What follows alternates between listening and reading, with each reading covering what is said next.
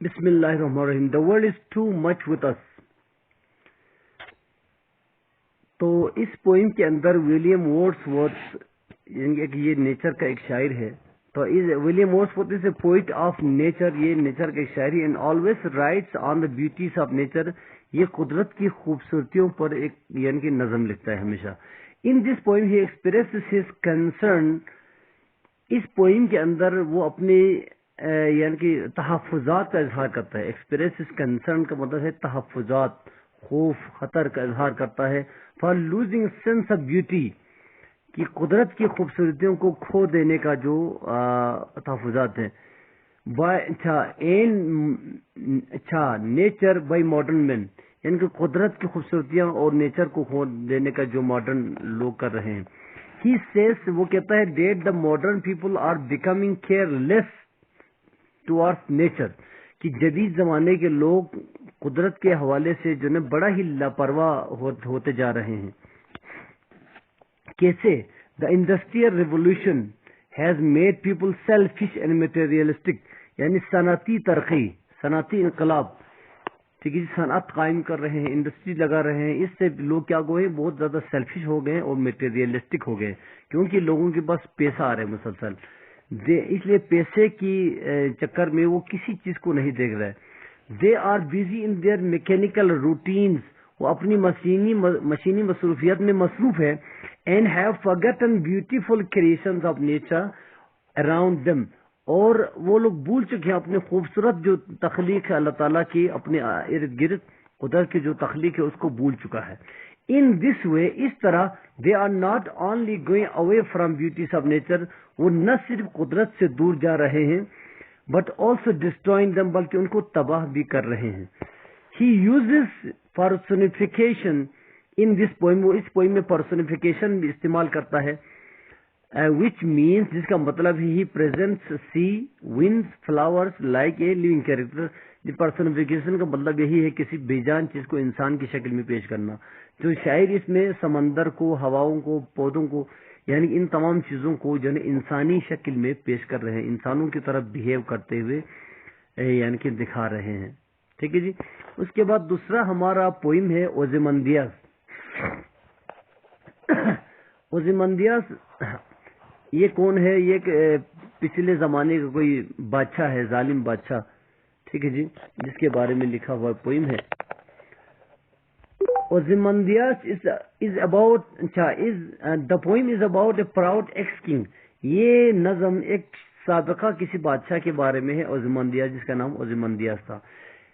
اب یہ ہوتا کیا ہے، شاعر کو اس کا کوئی دوست جو نا وہ افریقہ کے ممالک میں جا کے وہاں سے گھوم پھر کے آتا ہے، ایک مسافر ہے، ایک ٹریول کرنے والا آدمی ہے. تو وہ جا کے اس کو کہانی بتاتا ہے شاعر کو، اور شاعر اس کو اپنی شعر میں ٹرانسلیٹ کرتا ہے. A traveler tells the poet، ایک مسافر شاعر کو بتاتا ہے about the statue of this king، اس بادشاہ کے مجسمے کے بارے میں. From his statue، اس کے مجسمے سے we can read، ہم اس کو پڑھ سکتے ہیں that he considers himself all in all، کہ وہ اپنے آپ کو سب کچھ سمجھتا تھا. He was unaware، وہ بے خبر تھا that he was helpless before the system law of nature، کہ وہ قدرت کے قانون کے سامنے بے بس ہے. He was helpless، کہ وہ بے بس تھا before the law of nature، قدرت کے قانون کے سامنے. ٹھیک ہے، اس بادشاہ کو پتہ نہیں تھا یہ. Now he is a ruined thing، اب یہ برباد ہوئی پڑی چیز ہے in the desert، صحرا میں. وہ نہ صرف وہ خود تو کب سے برباد ہوگی، بلکہ اس کا مجسمہ بھی وہاں برباد ہوا. It is an ironic poem، یہ ایک ironic poem ہے that describes the bitter realities of life، جو زندگی کے bitter realities کو بیان کر رہے ہیں، تلخ حقائق کو بیان کر رہے ہیں.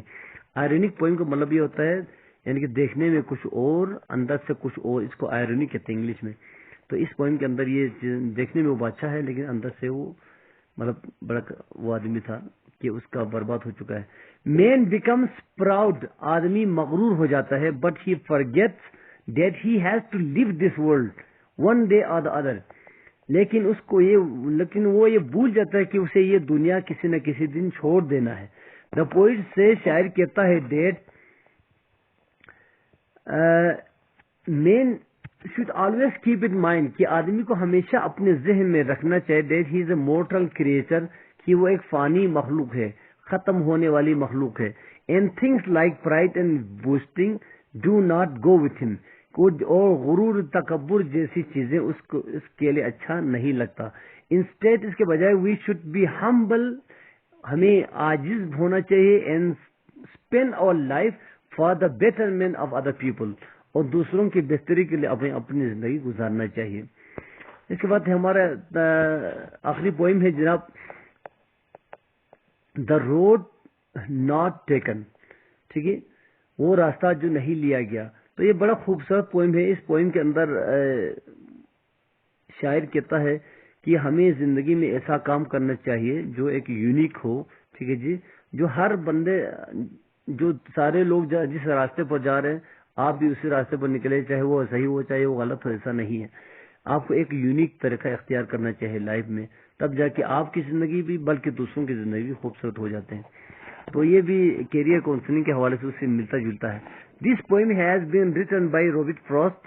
اس پوئم کو روبرٹ فراسٹ نے لکھا ہے. ان دس پوئم، اس پوئم میں the poet discusses a very important subject. مصنف ایک بہت خوبصورت موضوع کو ڈسکس کرتا ہے. He says، وہ کہتا ہے that everybody wants to become successful، کہ ہر بندہ کامیاب ہونا چاہتا ہے. and for which he has to make a good decision، اس کے لیے کیا کرنا پڑتا ہے، اس کو ایک اچھا فیصلہ لینا پڑتا ہے. on time، وقت پر صحیح وقت پر صحیح فیصلہ کرنا پڑتا ہے. but many people lead the life، لیکن اکثر لوگ، زیادہ تر لوگ اپنی زندگی گزارتے ہیں without making any decision، بغیر کوئی فیصلہ کیے، لائف میں فیصلہ کیے بغیر زندگی گزارتے جا رہے. they spend it without any purpose and destination، وہ زندگی گزارتے ہیں بغیر کسی مقصد کے اور بغیر کسی منزل کے. they only see what other people are doing، بس وہ لوگ یہ دیکھ رہے ہیں کہ دوسرے لوگ کیا کر رہے ہیں، کہ اسی کے مطابق چل رہے ہیں. and follow them blindly، اور اندھا تقلید، بس ان کے پیچھے چل رہے ہیں. this thing creates a lot of problems in our life، یہ چیز ہماری زندگی میں بہت بڑا مسائل پیدا کرتے ہیں. like unemployment، جیسے کہ بے روزگاری، and frustration، اور پریشانی، بے روزگاری اور پریشانی جیسی چیزیں پیدا کرتے ہیں. مثال کے طور پر ایک علاقے میں اگر سارے لوگ، ہم سب گورنمنٹ سروس کے پیچھے بھاگے یا سب کے سب نوکری کے پیچھے بھاگے تو یہ چیزیں نہیں ہیں. ایک نئے آئیڈیا لے کر نیا کام کرے تو اس سے پوری، نہ صرف آپ امیر ہو جاتے ہیں بلکہ آپ کے ساتھ ساتھ آپ کے پورا اہل علاقہ اور بہت سارے لوگوں کو اس سے فائدہ ہوتا ہے. تو ایک یونیک آئیڈیا لے کر چلنا، ایک نئے فیصلہ لے کر چلنا، یہ اچھا ہے. In order to become successful، کامیاب ہونے کے لیے one has to choose a unique field of life. دیکھو نا، یہاں پہ یہ کہتا ہے one has to choose، یعنی بندے کو، یہاں پہ one سے بولا بندے کو چننا پڑتا ہے. a unique field of life، ایک منفرد طریقہ زندگی، ٹھیک ہے جی، شعبہ، ایک منفرد شعبہ چننا پڑتا ہے. we should choose a job or work، ہمیں ایک نوکری یا ایک ایسا کام چننا پڑتا ہے which we like to do، جو ہم کرنا چاہتے ہیں. and should not make people choose، اور یہ دیکھو یہ بڑا امپورٹنٹ ہے، and should not make people choose the work، اور ایسا نہ ہو کہ لوگ چنے وہ کام which they like us to do، جو وہ ہم سے کروانا چاہتے ہیں. یعنی ہم کیا کرتے ہیں، لوگوں کو پوچھتے ہیں اور لوگ ہمیں جو بتاتے ہیں ہم اسی پر چلتے ہیں. لوگوں کو جو پسند ہے وہ ہمیں بتاتے ہیں اور ہم ان کی پسند پر چل کر اپنی زندگی خراب کر دیتے ہیں. it not only makes our life easy، یہ نہ صرف ہماری لائف یعنی کہ آسان بناتا ہے but also create tremendous opportunities for others، بلکہ بے تحاشا مواقع فراہم کرتا ہے دوسروں کے لیے بھی. living other people living around، جو ہمارے آس پاس میں ہیں.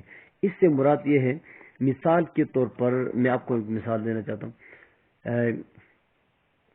ایک آدمی نے ایک کمپنی کھولا، جیسے کہ فیڈیکس نے جو نا ایک کوریئر ایک کمپنی کھولا نیا.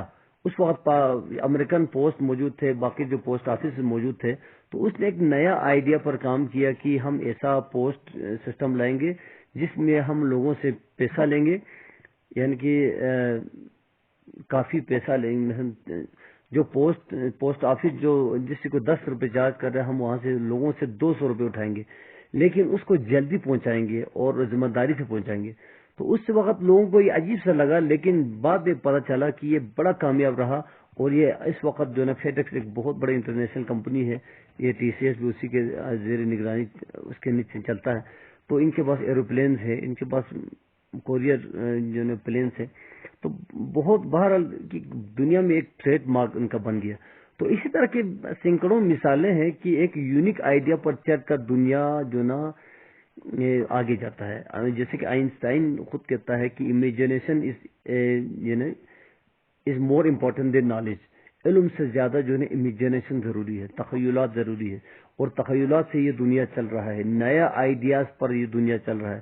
اور جن لوگوں کو نیا آئیڈیاز آتے ہیں اور ان پر چلتے ہیں، وہ ان کے نیچے جو ہے نا سینکڑوں لوگ کام کرتے ہیں، سینکڑوں فیملیز کو روزگار دیتے ہیں. یہ شاعر یہاں پر کہنا چاہتا ہے.